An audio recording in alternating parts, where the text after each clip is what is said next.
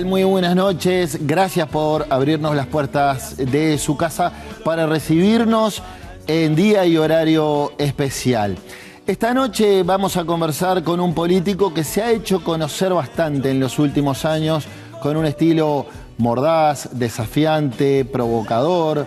Estamos hablando de un hombre que es productor rural, aunque se recibió de licenciado en Relaciones Internacionales. Esta noche seré curioso con el legislador y productor agropecuario Sebastián da Silva.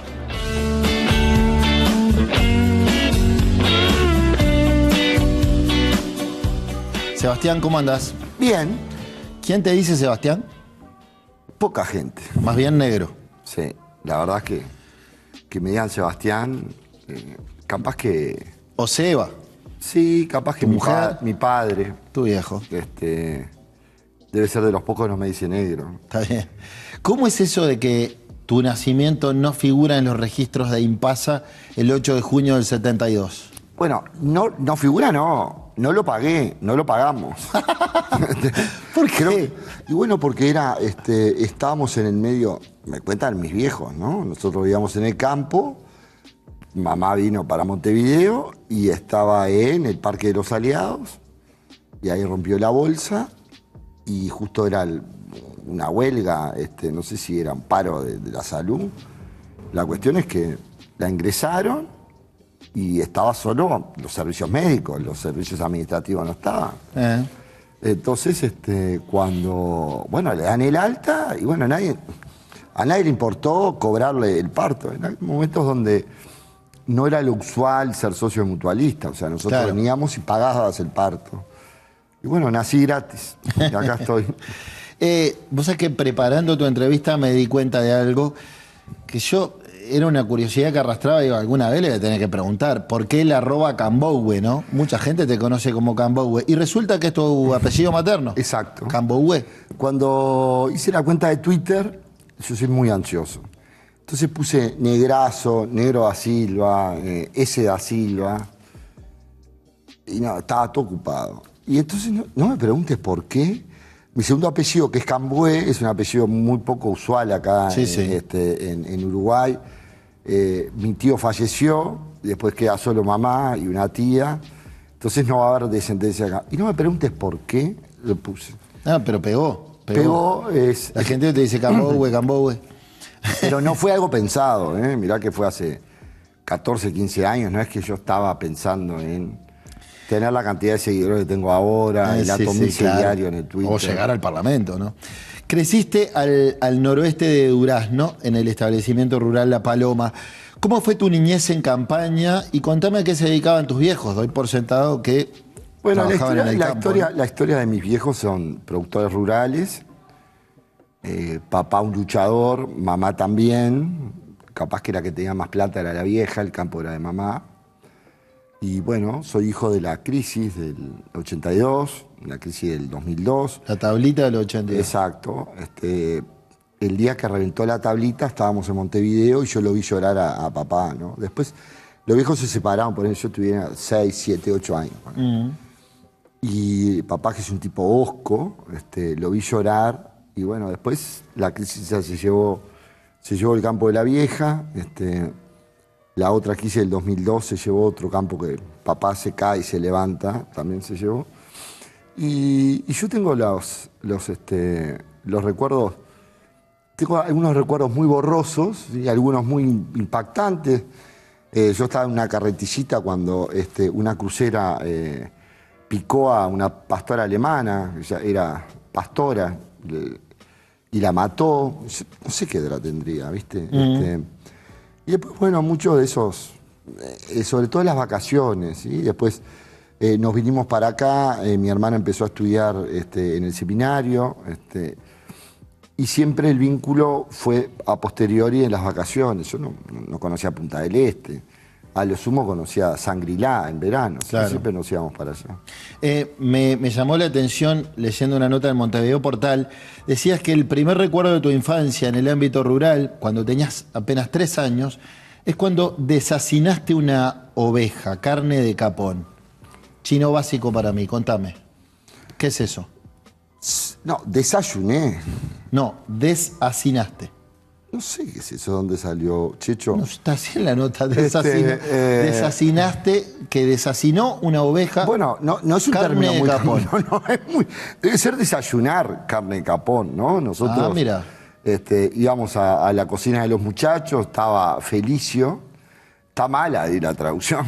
Sí. Y bueno, y ahí se desayunaba carne de capón, ¿no? Mirá vos. Y a mí me gustaba, ¿no? Estaba la jarra de hierro en el fogón, y bueno, y estaba la paleta de ovejas, ¿sí? Y ahí cortaba las tiras y comía. Era la época en donde yo me frustraba mucho por no ser el rey del caballo, ¿viste? Y bueno, y me hacía el amigo de los muchachos. Me acuerdo Felicio, la señora de un parral, de uva moscatel, después que plantaba unas sandías verdes alargadas que después nunca más vi, eran todas verdes. Ajá. Y bueno, son esos recuerdos. Sí, sí. Después los viejos hicieron una reforma de la casita que era, mi abuelo dividió los campos, y a nosotros con un pedazo de campo, y para la familia de la casita, fuera la casa de mis viejos, ¿no? Después hicimos una reforma con un parrillero como más tipo el que estamos acostumbrados, un parrillero cerrado.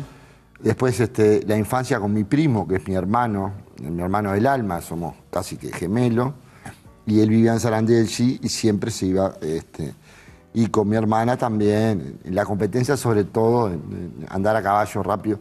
Ella tiene razón, la mayoría de las veces me ganaba. Bueno, hablando de tu hermana, cuando nace, ahí la familia se viene a Montevideo, a Pocitos, y lejos del campo, ¿en qué te refugiabas? En los libros. Sí. ¿Qué leías? Cuando mi hermana empieza a aprender a leer y escribir, yo era su alumno, jugábamos a los maestros y yo era su alumno. Entonces, como que venía del colegio y me enseñaba, mamá ama la osa, o sea, todo lo mismo que ella aprendía me lo enseñaba a mí. Sí. Entonces yo aprendí a leer, a escribir muy joven, poner 3 años y algo. Y me devoraba todo, o sea, sobre todo temas de animales, ¿no?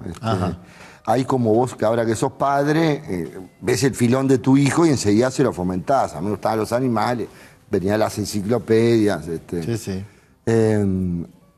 Después me devoré todo libro que apareciera por mi vista, te diría que hasta los últimos 3 años, ¿no? En donde la pantalla me ha quemado la vista, la exposición a la pantalla me ha quemado hasta las ganas de leer. Tengo una colección de libros, generalmente mi terapia en las vacaciones es leer, y los últimos 3 años leí mucho en la pandemia, Sí, sí. que nos fuimos tipo familia Ingalls al campo, pero después empiezo los libros y me canso. Mirá me vos. canso. Y de gurí, ¿con qué soñabas cuando sea grande? Cuando sea grande quiero ser. Yo estaba en un contexto en donde me moría por caerle bien a papá, ¿viste? Quería ser el capatán del campo de tu viejo. Sí, ponele, pero yo le quería caer bien a papá. Capaz que porque, o sea, uno más o menos intuye cuando los viejos se están llevando mal, ¿no? Y después que los viejos se separaron, como que enseguida empecé en el colegio, como que no tuve mucha idea. Donde empezó tenía 2 vocaciones, o abogado o ingeniero agrónomo. Sí, lo sé. Y elegí relaciones internacionales por eso, por caerle bien a papá, que es algo que a mí no me ha servido de mucho, yo no vivo de eso, ¿sí? Pero la política yo la encuentro desde muy chiquito. Mi tío abuelo, Miguel Langone, un caudillo de esos caudillos de verdad, bueno, recibía los cassettes de Wilson en el campo. Sí, quería preguntarte por eso, por los inicios de tu militancia. Doy por sentado que además, bueno, sos blanco de la cuna. Tu vieja fue muy activa militante. Exacto, entonces volvemos a la historia. O sea, el viejo y mamá se separan, venimos a Montevideo, Y ahí empieza la salida de la dictadura. Mamá estaba con nosotros dos y empezó a militar, por la influencia de Camboy Langone, que es esta, empezó a militar con Pancho Gallinal, acá en la calle Jackson. Y bueno, no tenía con quién dejar los gurises. Entonces yo ahí empecé a ir a los comités. Me acuerdo que pintaba unas latas que se pegaban en los árboles, que si ahora las llegan a ver, se matan. Era a clavo, ¿no? Con la W. Sí. Todo el proceso de la llegada de Wilson. Me decías, recién al pasar en tu casa escuchaban los cassettes clandestinos, Wilson. Exacto, ¿no? Pero eso era más en el campo. Y con tu abuelo. Claro, era un banderín que decía, que se ve, ¿no? Estamos con Ferreira Aldunate. O sea, eso sí que fue como Blanco, Aparicio. Sí, épica. Ese recuerdo, épica, ¿viste? Para mí, ver un cuadro de Aparicio Saravia, después el diario El País sacó la calcomanía yo no sé, debe haber sido, alguna fecha con 04, no sé si en el 84, pero sacó el Águila Blanca, o sea, para mí es normal, ¿sí? Ser hincha de Nacional y ser blanco. Y tenías 13 años cuando el regreso a la democracia. ¿Cómo evocás esos años de efervescencia? Porque no eras un niño, pero tampoco eras un adolescente muy grande, estabas en la pubertad. ¿Cómo lo recordás? Bueno, yo vi a Sumo, ¿no? Apa, ¿verdad? Y bueno, me juntaba con gente más grande. Ahí, bueno, como que la vieja me largó la chancleta. Entonces, yo fui a Graffiti, vi a Sumo, todo ese despertar, yo lo viví relativamente cerca, porque te repito, no era que estaba en el Pogo, pero yo fui a la Rural del Prado, ¿sí? Y eso te da también esa doble perspectiva de que todo lo que fue la irrupción de rock nacional, con Los Tontos, Los Estómagos, Neo 23, que vos no te acordás ni. Sí, pero... yo lo viví cerca, era mucho ir a unas maquinitas que andaban ahí, el golpe. ¿Viste? Te vinculás ahí, malas juntas o buenas juntas. Y bueno, eso con el colegio, hasta que, ponele que cerca de los 15 años, empecé a jugar a rugby, 14 capaz. Y ahí medio que me ordené bastante más, ¿no? Como militante y como hombre político, ¿qué lectura haces del Pacto del Club Naval? Yo tengo una pésima, un pésimo prejuicio, ¿no? Porque lo que tengo es básicamente un prejuicio, porque lo milité en contra siendo chico. Recordémosle a los televidentes que el Partido Nacional queda fuera de esa instancia de negociación. Fui a la convención de Trubil, cuando echaron a Cristina Maeso. Tengo un prejuicio. Con el tiempo, y ahora que uno asume hasta con exageración, que está a cargo del partido, mi generación, etcétera, etcétera, y siendo un pragmático como soy, yo no sé qué hubiese hecho. Imagino que hubiese hecho lo que hizo el partido, pero tengo una mirada muy subjetiva y prejuiciosa sobre el Pacto del Club Naval, producto del cual, acordate, mi segunda casa después era la de los Humarán. Entonces salía de casa política, Angelita El Panza, Santiago, Alejandro, Virginia, Magdalena, y respirábamos política, ¿no? Claro. Y el Panza nunca fue mi imagen masculina, pero como que a mí me gustaba la política y yo ronceaba. Claro. Entonces siempre tengo una imagen muy prejuiciosa del Pacto del Club Naval. Habría que ver si yo me extrapolo a ese momento, no sé qué hubiese. Con la madurez de hoy, ¿no? Y tu primer gran militancia fuerte fue en el año 94, las elecciones que termina ganando Sanguinetti con Hugo Batalla, el segundo gobierno de Sanguinetti, integrabas la lista 903, que se estaba separando del herrerismo, del herrerismo más ortodoxo, podríamos decir. ¿Cómo recordás esa lista y esa campaña electoral? Antes milité con Pablo Iturralde en la 430 en la campaña que el partido ganó, ¿sí? Pero no llegué a votar.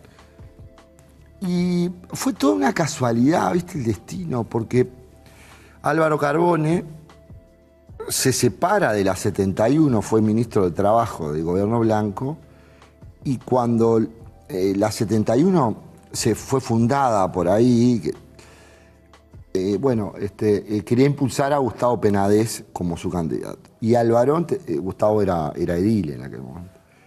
Y Álvaro entendía que no, que él había sido flor de ministro, reconocido. Entonces abre la 903. Casualmente, en esa vuelta a mí me invitan a ir. Entonces con Juan Manuel Marcán, que hoy es socio de uno de los socios importantes de Guyer y Regules, fundamos la juventud, que está por ahí, es mirá. Mirá vos.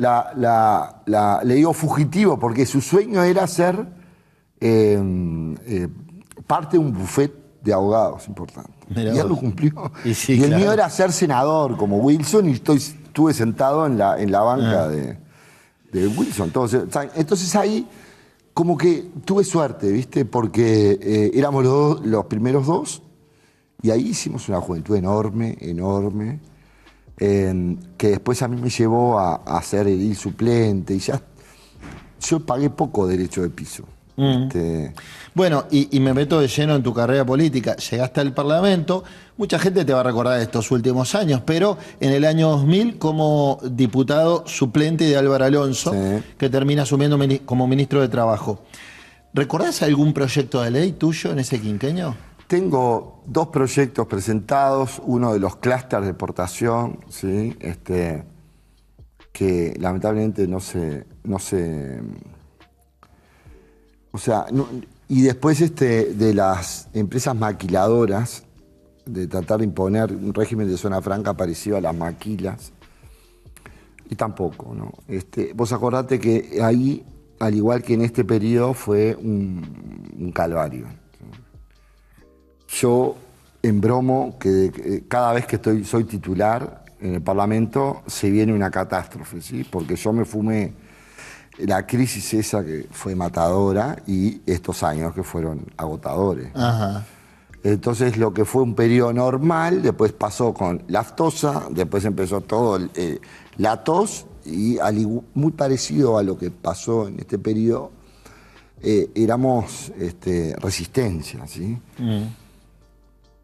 Con el tiempo... Pandemia, sequía. Bueno, claro, pero más estos últimos allá fue corrida bancaria, Sí. se fueron la mitad de los depósitos, 2 Sí, ajustes fiscales, el desempleo del 20%, el plan estofado criollo de García Pinto, ¿sí? ¿Te acordás? La verdad es que era... Para mí el palacio significa acidez, estrés, estrés. Es increíble, ¿no? Está bien.